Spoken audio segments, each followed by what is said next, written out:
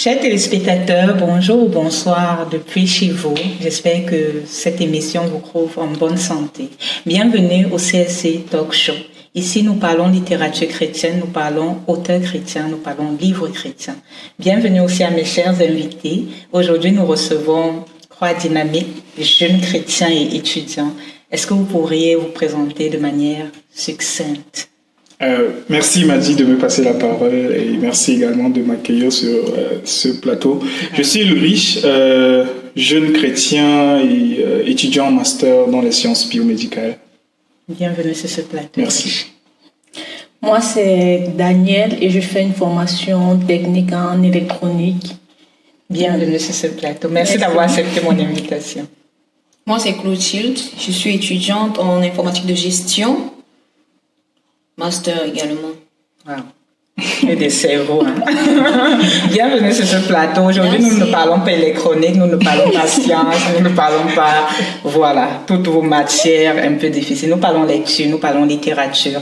Et le livre sur lequel nous appuyons aujourd'hui, c'est celui-ci, Le chemin de l'amour pour le Seigneur du professeur Zacharias Danifumou. C'est un livre que j'ai lu déjà plusieurs fois et je ne suis pas sûre d'en avoir appris, d'être à la fin de mon apprentissage dans ce livre.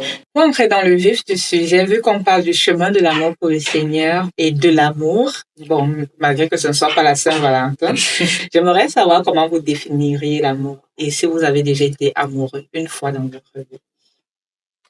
Je peux commencer. Oui, je dirais que j'ai déjà été amoureux. On peut savoir de qui? Non, faut laisser, mais voilà, je dirais que j'ai déjà effectivement été amoureux et je définirais l'amour comme ce sentiment d'affection, ce sentiment d'appartenance à l'autre, c'est-à-dire ce fait de toujours vouloir chercher à être en résonance avec la personne, en accord avec la personne, pour rechercher toujours le bienfait de la personne. Je vais définir l'amour comme ça. J'aime beaucoup cette définition. Et vous, avez-vous une définition de l'amour? Oui, j'ai une définition de l'amour et j'ai même un exemple. L'exemple, c'est l'amour que nous avons pour nos parents. Nous, chacun d'entre nous ici aime ses parents et deux fois nous sommes en désaccord avec nos parents, mais ça ne nous empêche pas d'avoir toujours cette affection que nous avons pour eux. Donc oui, j'ai déjà été amoureuse. C'était pas. Précision vaut la peine. Et toi? Dans la même lancée que Daniel, je dirais oui, j'ai déjà été amoureuse de mon grand frère, malgré sa dureté, le fait qu'il me traitait de façon dure et tout. Je désirais toujours être proche de lui, à ses côtés et tout.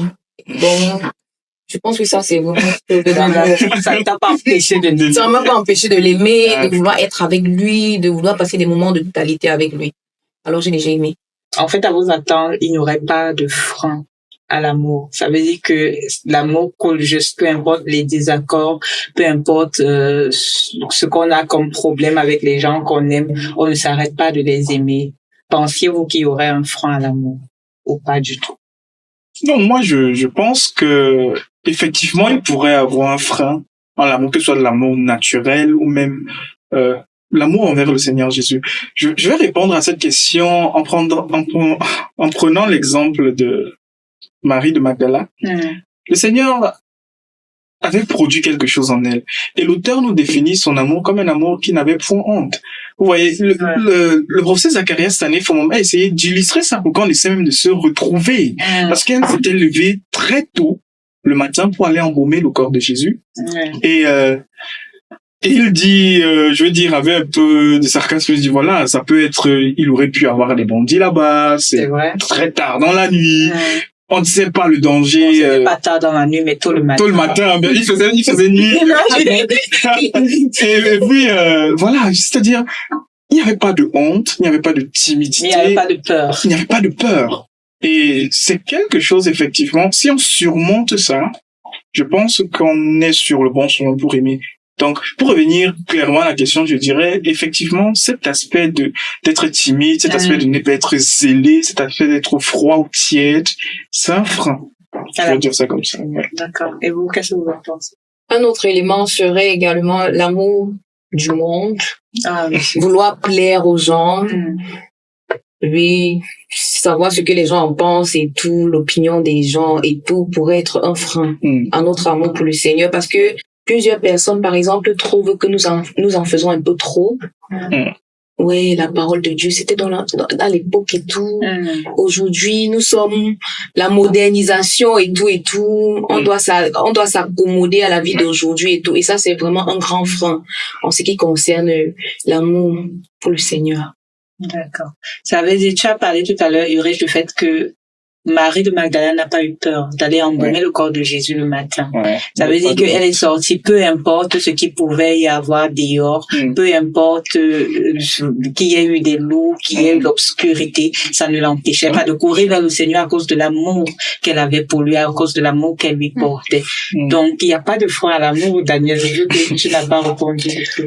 Bon, pour moi, je vais dire, normalement, quand tu aimes une personne, ne doit pas avoir de frein pour cette personne que tu aimes, en fait. Tu dois aimer cette personne de tout ton cœur, malgré ce qu'il peut avoir sur le chemin, quoi. Tu dois surmonter tous ces obstacles par amour pour cette personne, en fait. Ça m'amène à me poser une question. Quels sont les obstacles à surmonter pour aimer le Seigneur? Y a-t-il des obstacles à surmonter pour aimer Dieu? Oui, il y a des obstacles à surmonter pour aimer Dieu. Des fois, quand tu viens, tu dis peut-être à ta famille, j'ai décidé de donner ma vie à Jésus. Il y aura certaines persécutions que tu peux recevoir de ta famille. Ils vont te dire, bon, qu'est-ce que tu es en train de faire là? Ils ne sont pas d'accord avec le chemin que tu as décidé de prendre. Et pour cela, tu dois être ferme dans ta décision que j'ai donné ma vie au Seigneur Jésus-Christ. Je l'aime, je veux l'appartenir, je veux le suivre. Malgré tout ce que ma famille dit, je reste sur mon point de vue. Parce que au travers de ça, je suis heureuse dans ma relation avec Dieu. Donc, il y aura toujours les obstacles, mais nous devons être fermes quand nous décidons de marcher avec Dieu. Il y a des obstacles, ça veut dire qu'il y a un prix à payer alors, Clotilde et Ulrich, quel est le prix à payer pour aimer le Seigneur? De toute façon, oui, il y aura un prix à payer. Et je me dis, de manière basique, le premier prix à payer, c'est le temps. Parce que nous sommes dans une génération où on court après le temps. Et ce qui fait qu'on n'a pas trop cette pertinence, je veux dire, la notion de pertinence du temps. Et voilà, je ne peux pas me dire que j'aime le Seigneur Jésus et je reste superficiel dans ma manière de passer du temps avec lui. Donc là, c'est également un prix à payer parce que, je veux dire, ce n'est pas... Il faut qu'on soit sérieux. Nous sommes dans un contexte, je veux dire, européen et tout, on court derrière ceci et cela. Ce n'est pas donné, mais il y a effectivement ce temps qu'on doit investir dans la recherche de Dieu, savoir qui il est, essayer de comprendre comment il fonctionne. Donc, je dirais que ce facteur temps, c'est un énorme prix à payer. Je vais considérer ça comme ça. Sacrifier le temps du TikTok, le temps des réseaux. Oui, bien sûr, pour investir ça, ouais. Passer du temps avec le Seigneur. Passer du temps avec le Seigneur. Clotilde, qu'est-ce que tu en penses? Je dirais également l'abandon total. Ça, Cela c'est l'un des prix à exactement? payer pour servir le Seigneur, l'abandon total. Cela signifie quoi? Être obéissant à la parole de Dieu, être maniable dans sa main, tel un instrument, la parole de Dieu. oublier sa vie complètement et la consacrer à Dieu. Parce que le Seigneur n'aime pas les cœurs partagés. Et nous voudrions le rappeler pour tous nos téléspectateurs, une obéissance partielle n'est pas une obéissance que le Seigneur agrée. Le Seigneur nous demande une obéissance complète et totale. J'aime vraiment le fait que nous sommes en train, comme ça, d'étayer ce que le livre dit. L'amour est vraiment un chemin. Et j'aime beaucoup le fait que, au fur et à mesure que nous sommes en train de construire, disons-le comme ça, cette table ronde, il y a plein d'éléments qui viennent de part et d'autre et qui nous enrichissent et qui sont comme en train de bâtir le chemin que nous allons tous emprunter. Donc, j'aimerais savoir s'il y a un secret. Le cube magique, comme on dit en Afrique, de l'amour pour le Seigneur, c'est quoi le secret? Qu'est-ce qu'il faut que je fasse dans le secret? Ou quel est le secret pour que j'aime le Seigneur, pour que mon amour pour lui explose complètement? Bon, puisque tu es en train de me regarder en posant la question, je vais essayer d'apporter un élément de réponse à ça. Je vais prendre le cas de cette femme qui a apporté ce vase plein de parfums. Vase d'albâtre. Effectivement. Lorsqu'elle a brisé ce vase plein de parfums, les disciples étaient, voilà, ça coûte cher, on pouvait utiliser ça pour le donner aux pauvres et tout. Mais effectivement, si on essaie de réfléchir, on va voir que même à elle, cette femme, ça l'a coûté. Je veux dire, c'était un énorme sacrifice. Donc pour moi, un des secrets pour grandir dans l'amour pour le Seigneur et pour même soigner cet amour qu'on a pour le Seigneur, c'est de faire des sacrifices pour le Seigneur. C'est-à-dire des choses qui ne sont pas, je veux dire, un grand sacrifice. Qui ne sont pas du commun des mortels. Bon, pas que du commun des mortels, je veux dire des choses exceptionnelles. Okay. Disons ça comme ça. J'espère que tu ne parles pas du fait de tuer les bêtes comme dans la Non, je veux par exemple... Quand tu parles de sacrifice. Ah non, je veux par exemple dire, tu peux décider, voilà, cette fin de mois, c'était prévu que je me refasse une garde-robe. Mais ce fardeau, tu peux dire, non, voilà, je donne plutôt cet argent. Je donne ce don. Ça, c'est un sacrifice que tu fais. Ou alors, c'est un gros don que tu fais au Seigneur pour repousser, par exemple, le fait de faire ta garde-robe dans 2 ou 3 mois. D'accord. Donc, ce sont des choses qui peuvent stimuler, disons ça comme ça. Avez-vous des secrets? Bon, à cela, je voudrais aussi ajouter quelque chose. Dans ce livre, on parle aussi de Marie de Magdala. Et ici, on dit, avant qu'elle ne rencontre le Seigneur, c'était une femme qui avait beaucoup péché, qu'elle était encore dans le monde. Et qu'elle a rencontré Jésus, la première chose que Jésus a fait, il lui a dit, Marie, tes péchés te sont pardonnés. Et là, l'auteur ajoute que les gens à qui on pardonne le plus, ou bien les gens à qui on donne le plus, c'est eux qui aiment aussi le plus. Donc, le fait qu'elle a su que ces péchés qu'elle avait commis avant ont été pardonnés, je me dis que cela a aussi augmenté l'amour qu'elle avait pour Jésus. Je pense même que cet exemple est biblique. L'auteur, il se base sur la Bible, Luc 7, au verset 47, qui dit que à celui à qui on a beaucoup pardonné, il a aussi beaucoup donné. Et Clotilde, le prochain élément serait nourrir cet amour que nous avons pour le Seigneur à travers le service. Si je dois compléter l'exemple de Daniel, Marie de Magdala, nous pouvons voir sa vie. L'auteur présente un peu comment est-ce qu'elle se comportait. Partout où le Seigneur était, elle y était. Le service, elle rendait le service au Seigneur à travers ses biens et tout. Son corps, elle était carrément dévouée. À un moment, je me suis demandé, est-ce qu'elle n'avait pas de vie? Parce qu'elle était pratiquement partout. Partout, on cite le nom des femmes. Elle était la personne qui revenait chaque fois.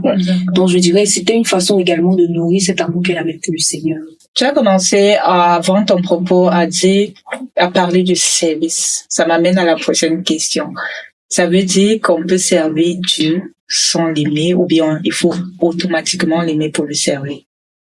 Il est quasiment impossible de servir le Seigneur sans l'aimer. Quasiment impossible. Oui, parce que l'amour, c'est pas quelque chose humainement qu'on acquiert de façon humaine, c'est un don de Dieu. Et la Bible dit que nous aimons le Seigneur parce qu'il nous a aimés le premier. Et c'est lui qui crée en nous le vouloir et le pouvoir. Et dans le livre, on a pris un exemple très concret du service. Cet exemple que Ulrich a pris, le parfum qui a été répandu sur le Seigneur. Lorsque l'auteur essaie de nous décrire la façon dont le parfum a été répandu, il dit, cela a été répandu de la tête jusqu'au corps. Et vu que en Christ, nous représentons le corps du Christ, le service doit d'abord commencer par la tête parce que le service qui est fait au corps, sans que la tête ne soit impliquée, est vain. Donc, l'origine, en fait, c'est cette tête-là. C'est la tête qui représente le Seigneur Jésus. Du coup, il est impossible de se servir le Seigneur sans toutefois l'aimer. Je suis très d'accord avec Clotilde. Effectivement, si on le considère sur le point de vue de Dieu, qu'est-ce que Dieu voit? Effectivement, c'est clair. C'est quelqu'un qui le sert à partir d'un cœur qui ne l'aime pas. Ce service ne sera pas agréé. Mais on ne doit pas aussi oublier que nous sommes dans un contexte de jeûne, je veux dire, dans l'église locale. Il y a plusieurs personnes qui font plusieurs choses. Et puis, ils vont penser que, voilà, je sers aussi, ou d'autres regards vont penser que, puisqu'il fait quelque chose, alors il est en train de servir. Mais on doit se poser la question, est-ce que ce service est vraiment agréé pour le Seigneur? Est-ce que le service est vraiment réel? Quels sont les motifs? Est-ce qu'il le fait juste pour être adulé ou alors pour voler la gloire, ainsi de suite, ainsi de suite. Donc, à cette question, je dirais, comme Clotilde, c'est impossible, d'un point de vue divin, c'est impossible de servir Dieu sans l'aimer au préalable. Sinon, ce service ne sera pas agréé. C'est de l'idolâtrie. Oui. Wow. Je suis bluffée. Et, en même temps, je suis très enrichie de tout ce qui est dit ici sur ce plateau. C'est vraiment un livre, un must read, ce livre. Je l'ai lu plusieurs fois et je crois que je suis encore en train de bâtir comme ça mon chemin de l'amour avec le Seigneur. Je ne sais pas pour vous, mais est-ce que vous avez pu, au travers de la lecture de ce livre, connaître l'amour absolu pour le Seigneur, l'amour parfait pour le Seigneur, ou bien vous êtes aussi, comme moi, encore en chemin vers cet amour? Bon, moi, je dirais plutôt que je suis encore en chemin pour cet amour. Parce que avant, je croyais connaître qu'est-ce que c'est que l'amour est aimer. Mais au travers de ce livre, j'apprends que ce n'était pas le cas. Par exemple, quand je regarde, il parle, quand on aime, on doit aussi regarder notre caractère. Est-ce que mon caractère montre réellement que j'aime les autres? Est-ce que j'aime réellement Dieu au travers de mon caractère? Et quand je vois cela, je vois que j'ai encore du chemin à faire. Donc, ce livre m'aide à réellement faire ce pas. Et vous? Bon, moi également, je dirais que je suis sur le chemin. Je n'aurais pas la prétention de dire que voilà, je connais cet amour absolu. Je vais juste dire qu'effectivement, je suis sur ce chemin. Il y a ce travail à faire. Il y a ces routines. Je pense que Clotilde a évoqué au niveau de l'intimité et tout. Il y a ces routines effectivement qui aident beaucoup. Et je dirais que je suis également sur le chemin. Donc, je suis dans le thème du livre. Et pas Clotilde. Pour ma part, ce livre a été vraiment révélateur de ce que c'est que l'amour réel, parce que moi, personnellement, j'avais une définition erronée de ce que c'est que l'amour. Et à travers les cas d'études qui ont été prises dans ce livre, des exemples concrets des personnes qui ont vécu, de comment est-ce qu'ils se sont comportés, de la naissance de l'amour, de comment l'amour se manifeste, de comment est-ce qu'on peut exprimer cet amour et tout. Je crois que moi, je me suis mise à cette école de l'amour pour le Seigneur. En tout cas, merci beaucoup d'avoir accepté mon invitation sur ce plateau. C'est un plaisir de vous recevoir. C'est un plaisir de discuter pendant quelques minutes sur ce magnifique livre. Comme j'ai dit, c'est un must read du professeur Zacharias Stanley Fomo. Donc, voilà la maison pour vous procurer le livre. Disponible dans toutes les librairies chrétiennes, disponible sur Amazon. Nous nous réjouissons aussi que vous étiez tout au long parmi nous et nous espérons que vous avez appris quelque chose de l'amour du Seigneur. Nous espérons que vous allez faire votre chemin de l'amour pour le Seigneur au travers de ce livre. Que Dieu vous bénisse. Soyez bénis. Soyez bénis.